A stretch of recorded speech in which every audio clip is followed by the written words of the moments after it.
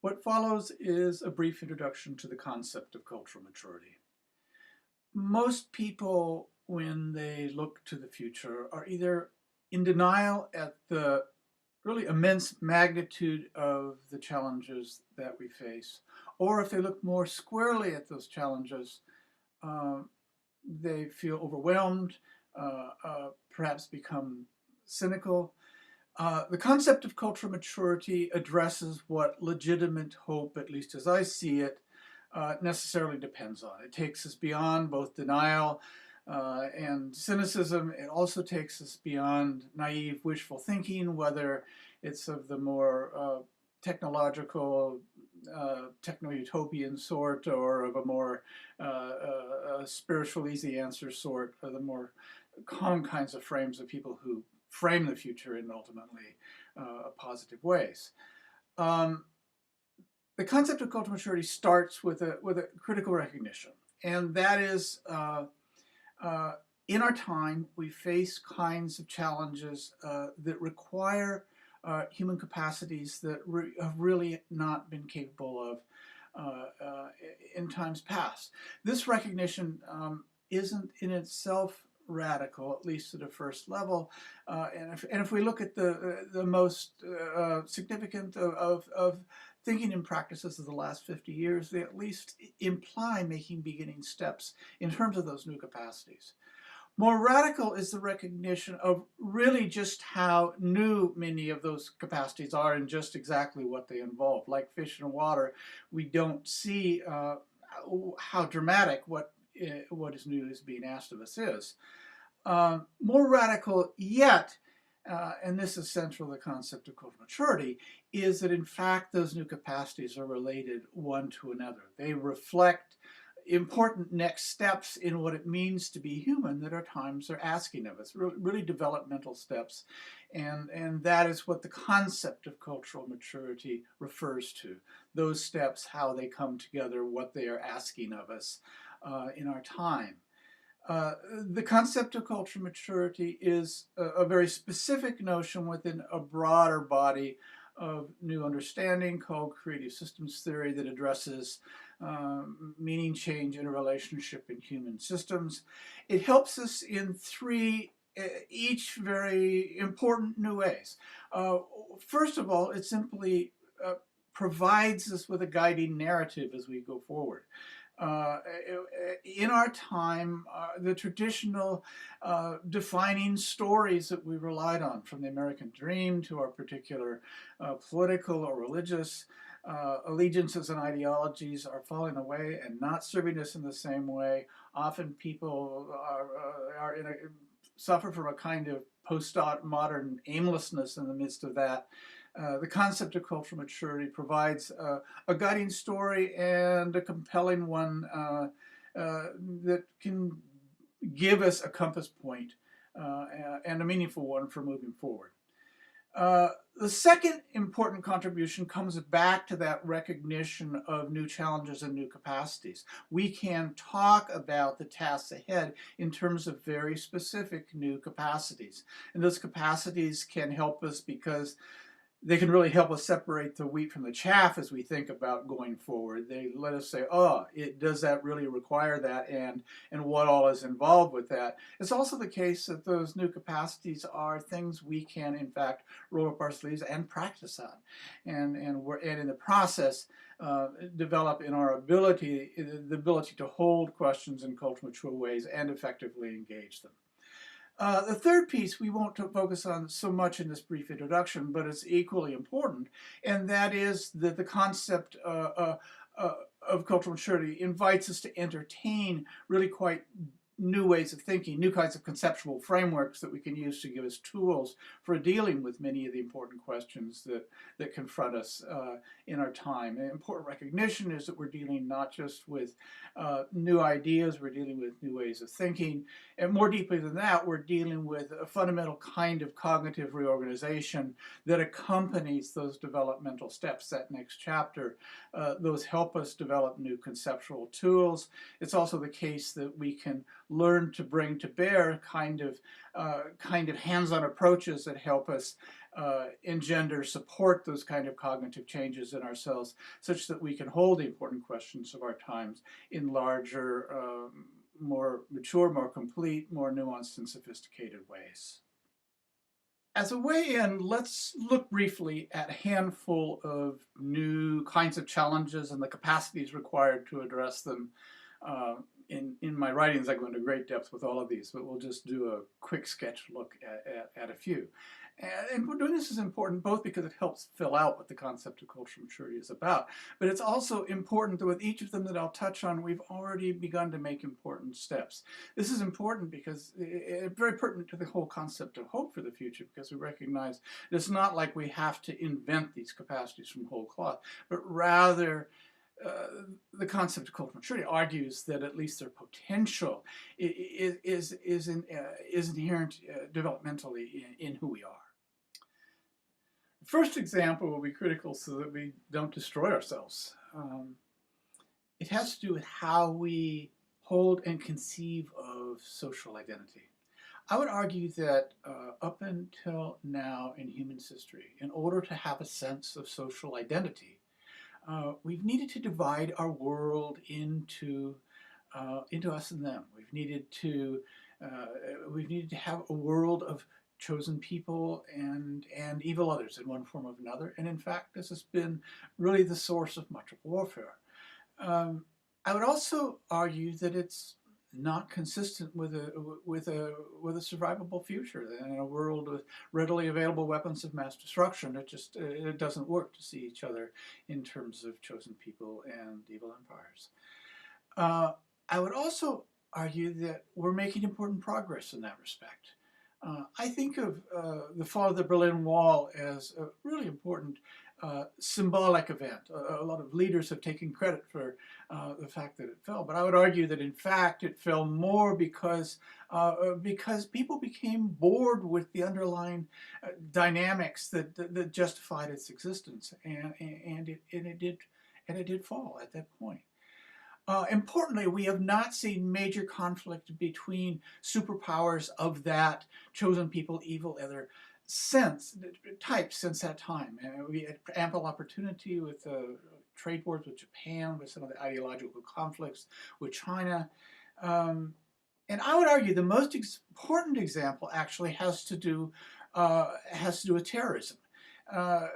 With September 11th, having a level of incursion onto American territory that had not happened past that time, there was every opportunity to turn what happened into making the Islamic East the new communism, which would have had terrible consequences. And while it's the case that sometimes leaders have played the demon card, for the most part, the average citizen has not fallen for the bait. If you ask the average person whether they think people in the Islamic East are evil, they will say, no, that's not the case. And if you ask the average person whether they think terrorists are evil, they'll say, well, terrorist acts are evil, but the origins of terrorism are in fact subtle and complex.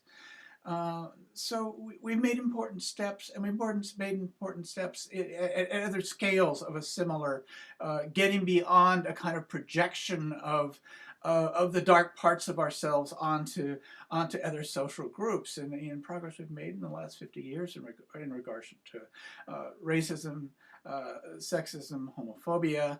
Those are important steps forward. Let's take another one. It's actually related, although it may not appear to be the case. Our times are challenging us to a maturity in our relationship to limits, which has not before really been a human capacity.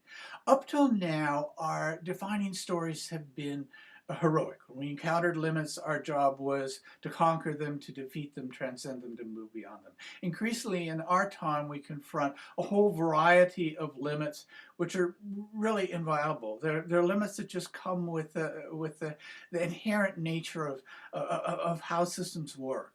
And increasingly we're having to learn how to engage those limits in more mature and creative ways.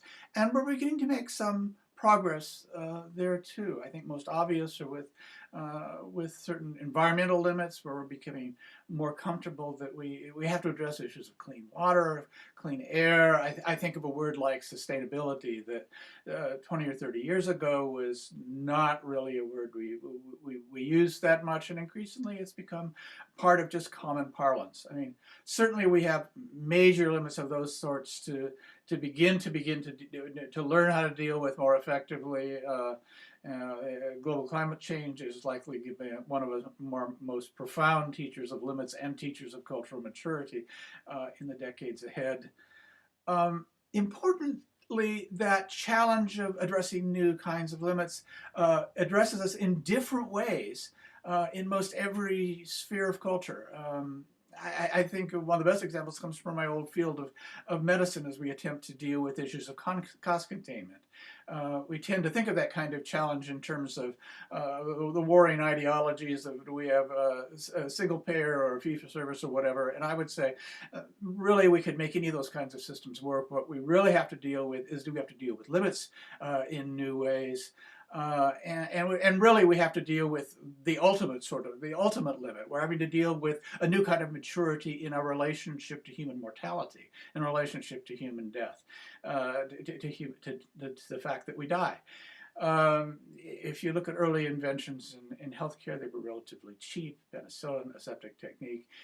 New inventions are increasingly expensive. They will spiral out of all reason very quickly. We have to ration care, use the dreaded R word, and that means rationing not just things that might not be efficacious. We have to be willing to limit care that has to do with that might actually help people significantly, but that we can't afford. When we do that, we are in effect choosing death, and we're choosing death not just for evil others like we have in the past, people we disassociate from ourselves. In fact, we're choosing death for our own kind. And one thing I often say is that addressing cost containment in healthcare will make other death-related challenges such as abortion and assisted suicide in the future look like child's play. So let's take one more. It could seem very different from these others, but in fact is very much related. It again has to do with our experience of identity and our experience relationship, but now at a more personal level. And it has to do with how we conceive of love. It's a wonderful example because it helps put all of this in a developmental picture. It helps us see a larger picture of change in the context that all these fit into. Notice that while we tend to think of love as sort of eternal, love is love. In fact, our experience of love is something that's evolved in very easily recognized way if you look over the course of culture. We tend to think of love in terms of the Romeo and Juliet ideal that brought a possibility of sort of individual choice into the sphere of love. But it was not long before that, certainly in the Middle Ages, where the choices in love were defined by matchmakers or by our communities, by our families. You go back earlier in culture, love was in fact defined by really the tribe was almost making those decisions instead.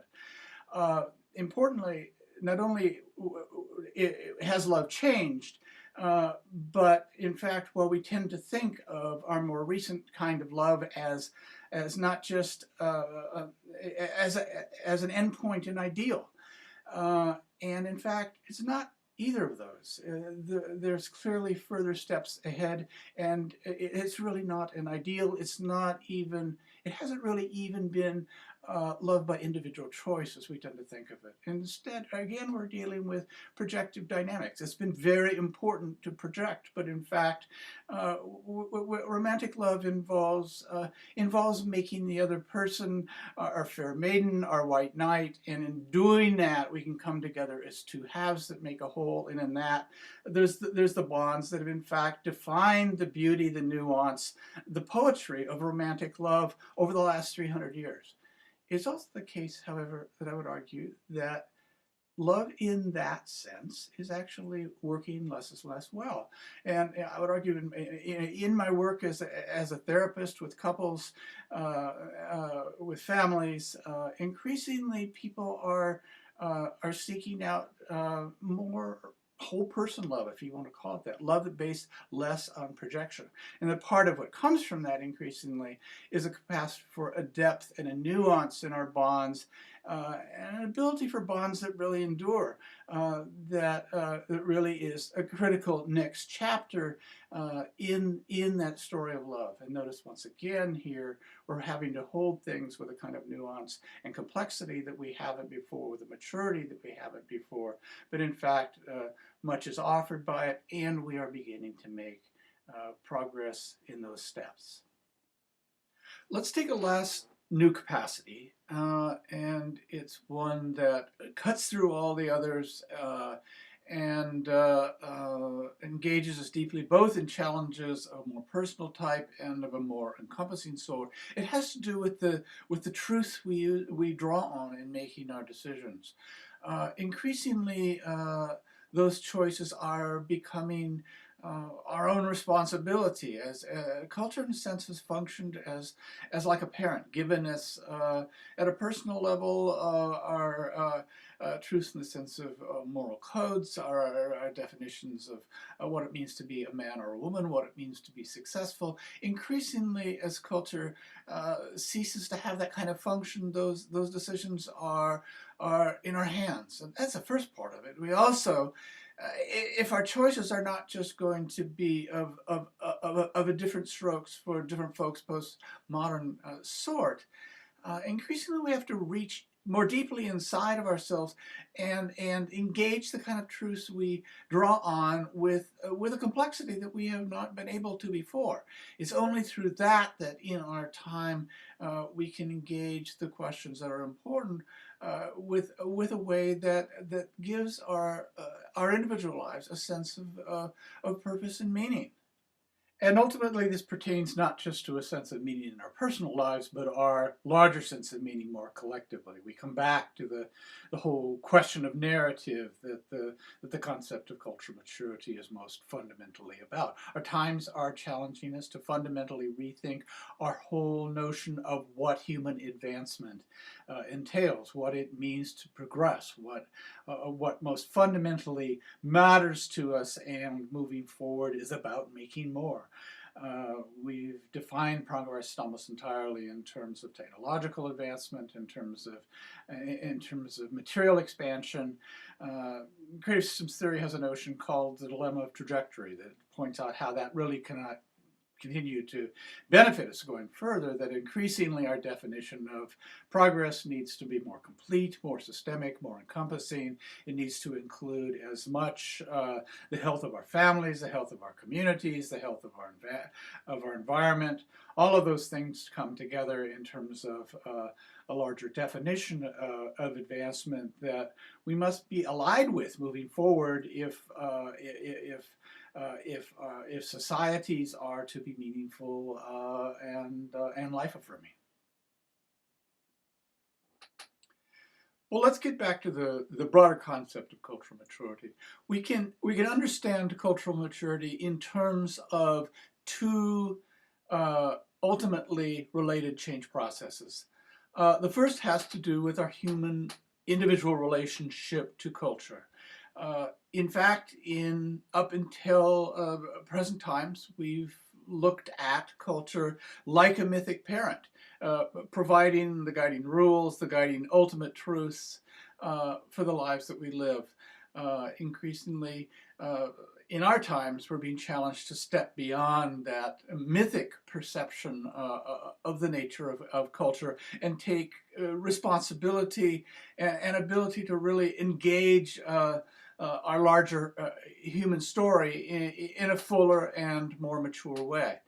The second kind of change, as I said, related, part of the same process, it has to do with those cognitive changes. Increasingly, we're being able to both step back from and more deeply engage the whole of our complexity as human beings. That's the complexity of the multiple aspects of intelligence, just the different parts of us, including the parts that we often project onto the world around us. And all those different capacities that I've mentioned can be understood to follow from those cognitive changes, whether it's whether it's stepping beyond projection in the global sphere in terms of needing enemies, whether it's the more idealized projection of romantic love, actually also whether it's the ability to have a new relationship to recognizing the inherent role of limits in existence. If we look at, I have an image that I often use that I think is really helpful for thinking about that larger complexity, and that's a box of crayons. It's like in our time we're being challenged to be able to step back and hold the whole box and also see the nuance of all the various crayons that we have, and that's to see at times when we project crayons. As far as limits, it's a case that if we look closely at the sort of conceptual ideological crayons of various sorts that we draw on, each of them have their own story of limitlessness. One of the things that happens when we're able to step back and see the larger whole of how things work is that we begin to appreciate that any crayon has its story of limitlessness, and when we step back, we're able to see that in fact limits come with the territory when we're dealing with whole living systems. When people first when we first be able to talk about those emerging capacities, people can easily say, you know, are they possible? Can we do that? I've pointed out that we're already succeeding at many of them. But it's also the case that at the very least, most anybody realizes that they're necessary, not just that they're essential if we're going to go forth in any kind of healthy way. At the very least, people recognize that in a world with readily available weapons of mass destruction, with environmental challenges that could be our undoing, that at the very least we have to be more intelligent going forward. And ultimately, I think most people recognize something deeper and richer. They realize that if we're going to move forward effectively, we not only need to be more intelligent, we need to be more wise, which really offers a way of understanding what cultural maturity is about. The concept of cultural maturity is about realizing, recognizing, learning to live out the greater wisdom on which our human future depends. We can come at understanding cultural maturity's changes in several different ways that I develop in a great detail in other contexts. But first of all, certainly we can understand them as I've begun to do here in terms of specific new challenges and the capacities required to engage them. Notice, in keeping with that moving beyond a parental concept of culture, that many of these challenges are, in fact, we could call them godlike. It's like in times past, they were considered more the concerns of the divine than the concerns of individual choice. We talk about our moral guideposts, our concept of social and national identity, certainly our relationship to death. Those in times past have been concerns of gods, not concerns of individual people, in various ways, depending on the particular stage in the evolution of culture. But that is a fundamentally new kind of responsibility, and we can understand them in those terms.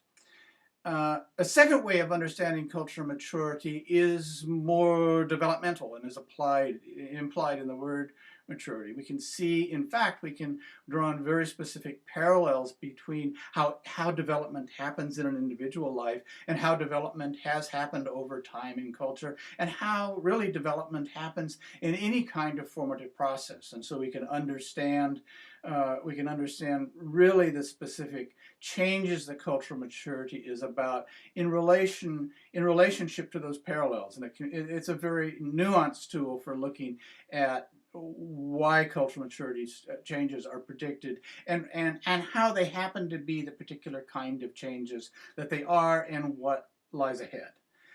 The third one brings us back to the cognitive changes that underlie the concept of cultural maturity. And we, again, can see these are developmentally predicted cognitive changes. We can go into great detail about what they actually involve, what they look like, how they happen, what our experience is engaging them. The cognitive changes also really help us in a very interesting way in terms of being able to put the concept of cultural maturity, the ideas of creative systems theory, in the larger context of the story of ideas, the history of ideas over time. As I mentioned, we're talking not just about new ideas, we're talking about new ways of thinking, we're talking about cognitive reorganization. And basically we can take, what was the previous stage in that progression of ways of cognitively holding ourselves. We can understand how specifically we have seen things in time past, for example, in our previous primary stage in the evolution of culture, how we see things followed naturally from the kind of rationalistic view that defined that particular stage in the evolution of culture. Larger, more complete, more systemic, more all the crayons in the box kind of reality that we're talking about with cultural maturity, in fact, also follows directly from those developmental changes and gives us a sense of what going forward demands of us, makes possible, reveals. All of this brings us back to the question of hope. Given the amount of very real craziness that exists in the world in our time, it's very easy to wonder whether hope for the future is really warranted. The concept of cultural maturity argues that it certainly is warranted if we can bring the needed courage and perspective to bear. Possibility is not at all destiny, but cultural maturity suggests there is, in fact, a rich and compelling way forward potentially there. It also suggests and describes how we are already making progress in those needed new steps. Who would have guessed as recently as 15 years ago that we would, in our time, have a black president, that we had a ready acceptance of gay marriage, gays in the military. The concept of cultural maturity argues that there's really hope for a future that is not only positive, but in important ways profound. Important in me saying that, what I am not describing is something that is at all esoteric. All the new capacities I've described are, in fact, if one looks at them at all closely, quite common sense. But it also is the case that you look at them closely, what you recognize is that what we're talking about is a level and maturity of common sense that we have not before been capable of really quite comprehending, much less manifesting. And that really is our task, as I see it, in our time, to learn how to make that kind of new maturity of choice and perspective manifest in all parts of our lives, from the most personal aspects to the most global and encompassing steps forward as a species.